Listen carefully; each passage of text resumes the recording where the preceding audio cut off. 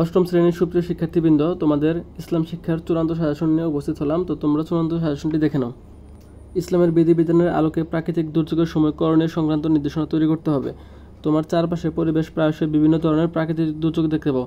তুমি নিশ্চয়ই জানো এ দুর্যোগ কেন হয়। এ দুর্যোগের সময় বিভিন্ন ধরনের বিপর্যয় দেখা দিতে পারে। এ সময় ইসলামের বিধিবিধান চর্চা ও অনুশীলনের জন্য বিশেষ নির্দেশনা রয়েছে। এখানে যা জানতে চাওয়া হয়েছে সে বিষয়ে তোমার চিন্তাগুলো উত্তরপত্রে জানাও।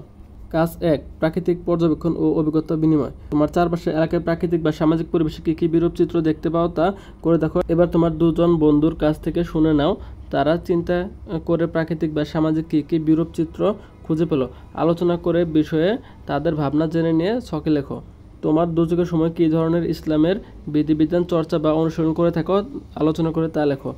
এখানে লিখবে তুমি যা খুঁজে পেয়েছো, এখানে লিখবে প্রথম বন্ধু থেকে যা পেয়েছো, আর এখানে লিখবে দ্বিতীয় বন্ধু থেকে যা পেয়েছো।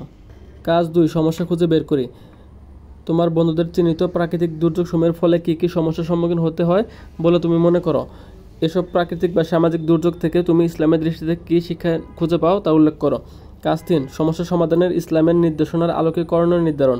4 জন বন্ধুর সাথে আলোচনা করে দুর্যোগপূর্ণ বিভিন্ন পরিস্থিতি মোকাবেলায় ইসলামের বিধিবিধান অনুযায়ী তোমার করণীয় কী তা ছকে লেখো। এখানে লিখবে ইসলামের বিধিবিধান, আমাদের করণীয় লিখবে এখানে, চর্চা ও অনুশীলনের কৌশল লিখবে এই ছকগুলোতে। কাজ 4, মানুষ ও প্রাকৃতিক কল্যাণ। তোমাদের করণীয়গুলোর আলোকে নিম্নোক্ত ছক অনুযায়ী কীভাবে কল্যাণ করতে পারো তা বিশ্লেষণ করো। এই ছকে লিখবে ব্যক্তির জীবনের কল্যাণ, এখানে লিখবে ধর্মের জীবনের কল্যাণ, এখানে লিখবে সৃষ্টি জগতের কল্যাণ।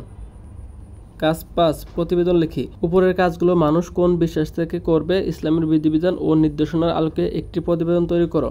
তো এই ছিল তোমাদের অষ্টম শ্রেণীর ইসলাম শিক্ষা বিষয়ের চূড়ান্ত সাজেশন। তো আশা করি ভিডিওটি তোমাদের অবশ্যই কাজে লাগবে। তোমরা এই আলোকে পড়াশোনা করে যাও, ইনশাল্লাহ তোমাদের কমন আসবে।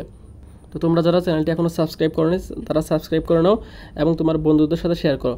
আর আমি চেষ্টা করবো রাত 12টার আগে এগুলোর উত্তর দেওয়ার জন্য। আর তোমরা কে কে চাও উত্তর তারা কমেন্টে জানাও। যদি তোমরা আসলে উত্তর চাও তাহলে আমি তোমাদের উত্তর দেবো।